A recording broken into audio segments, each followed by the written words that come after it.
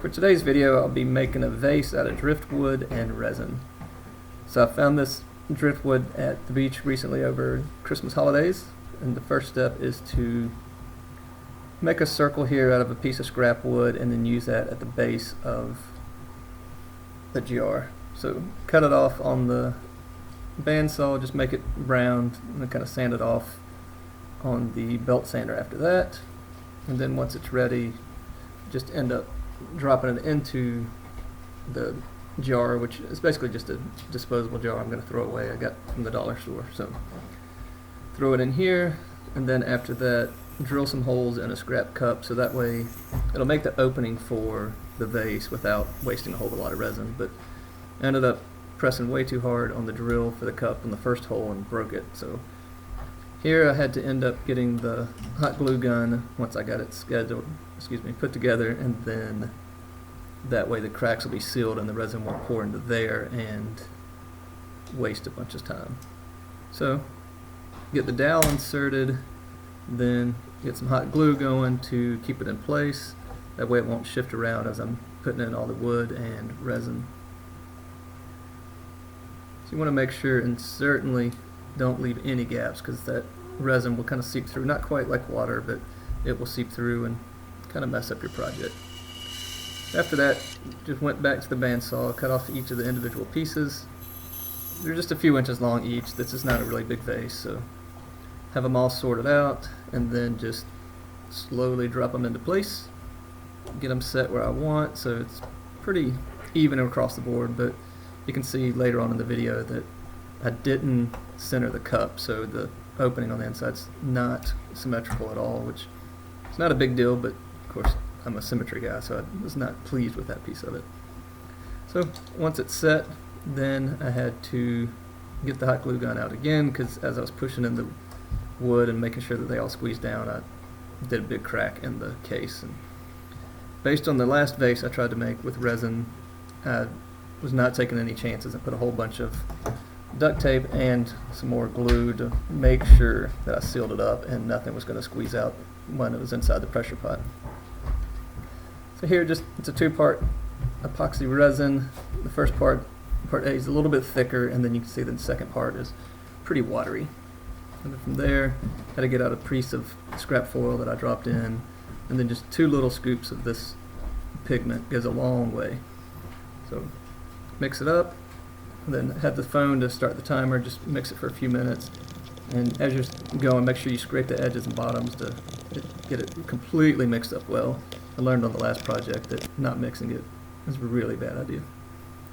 So here, just pour it around the edges, take your time, and you'll see later in the video too, there were some air pockets, so I should have taken a little bit more time and knocked out the air. But got it in the pressure pot. You can kind of see there's nothing in there. Just put the rag underneath to keep it from getting too much of that excess. And here, put it on 50 psi, which let it sit overnight, and it's fine. But again, I forgot to use any kind of spray that would keep it from sticking, so it took me quite a while to get all the individual pieces out. The outside came off a little bit easier than the inside, but that plastic cup that I used for the inside opening, it wouldn't come off. Tiny pieces over and over and over. Then I had to end up getting pliers to come and get the final pieces out, and it took a while, and probably should have worn glasses. A few of these pieces hit me in the face along the way. So lesson learned again. And you can see on the inside it literally just takes the cup of the shape of the cup, and the words actually came off of the cup, and it's kind of a bummer because those do stick around. I was unable to get them off the inside, and if you really look, you can see it when the light shines through, so it is what it is. But before I decided to go to the lathe at all, I wanted to get off these big pieces that were protruding out of the top. So cut those off, and then used a center punch here, and then some brad bits to make sure that my drill bit did not move at all when I started going. So here with the drill bit, just took a piece of tape so that way it would be the same length as this worm screw that I'm going to put in the bottom of the vase. That way when I put it on the lathe, it'll be pretty much bottomed out and not have to have any kind of wobble. So put it in the drill, clamped it loosely into the vise. Didn't want to squeeze hard, then I'd kind of put a crack and screw up the whole process. So drilled in here, and the good news is the tape helps. Once you get close to the bottom, it'll actually shoo away all of the sawdust. And there you can kind of get a glimpse of what the worm screw looks like inside. Then you take it to the lathe, just put the normal chuck that you would without any of the other attachments, and then when you tighten up the jaws, it'll just grab that worm screw, and the bottom of it's really close to flush with the chuck, so that way it won't wobble back and forth as you're going. So before I even turn it on, make sure that it wasn't going to be too loose. And you can see it's certainly not symmetrical. So here, cheap, easy trick to keep it from wobbling even more is throw a tennis ball in there and then crank down the tailstock a little bit, put some pressure on it, and that'll keep it from moving side to side. This is a lesson I learned, which is really unpleasant to learn, is when you have something that you're ready to finish up and it moves way too much and you end up getting out of whack and kind of mess up the entire project. So tennis ball worked out great. And then here, just turned on the lathe and started the whole process. So this time, since I actually have a tripod and a new camera, I figured I'd do a lot more footage of me turning, which I'm glad I cut off those pieces on the bandsaw first that were sticking out of the top, because those would have had a lot of shards. You can see just a lot of debris hitting me in the face and spraying all over the wall.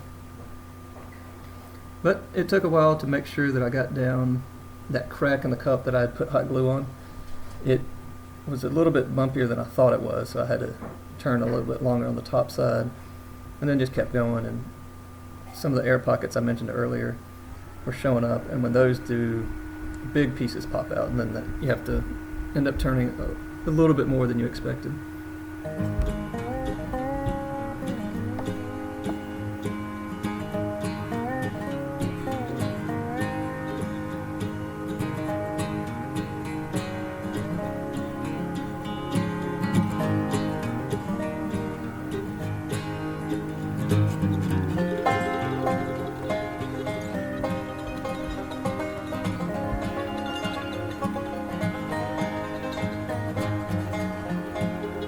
And here you can see some of those air pockets I was talking about.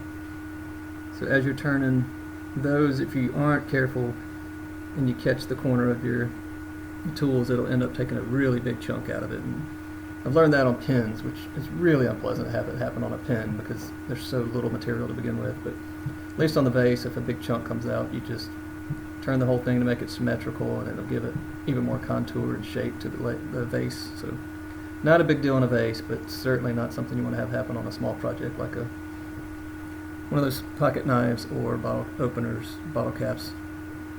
And here you can see when I get finished with the lathe, with all the tools, that's what I'm trying to say, is it's a little bit rough. So then here, give me an idea, just went through a lot of sandpaper, and I wanted to see what it would look like with how easily it would sand down with just the small strips, and that was going to take forever. So I ended up off camera using my drill with the attachments that had the small circular pads you see here, and that got rid of all those grooves. And you want to make sure you go perpendicular too, so that way you'll get rid of some of the sanding marks. And then from there, went through these pads, which there's 9 of them. You just put them on a little bit of water because they get hot quickly, and just keep the water so that way it doesn't overheat and not quite melt, but definitely soften up this resin. So went through each pad. I have little black marks so that way I know which order they're supposed to go. And the inside I started to do, but there was a little bit of an edge that was going to tear up my pad, so I ended up stopping on the inside, not worrying about it. But just go each pad, flip it over, so you just go a little bit of time. You don't have to spend a whole lot of time with these pads. Each one is progressively softer and smoother. Then after each 2, I would wipe it down, get all the slurry off of it with the towel, and just a little bit of water just on my hands with no pad to make sure I got some of it. So this part does not take long, and it ends up getting it really nice looking.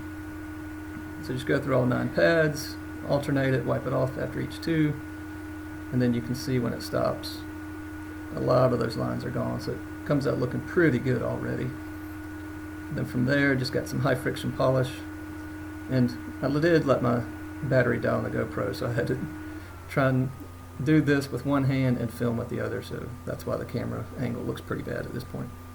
But this polish is great. The longer you hold it on the spot, the hotter it'll get, and then actually the friction makes it shine like you see here. So from there, loosen it up, let you see what the worm screw looks like. And that's all it is. So here are some shots of it after the fact. So I'm pretty pleased with the way it turned out, and did not have any flowers around the house to put into it, so I had to make do with what I had. So that's where the ladybug flower comes in. But thanks for watching.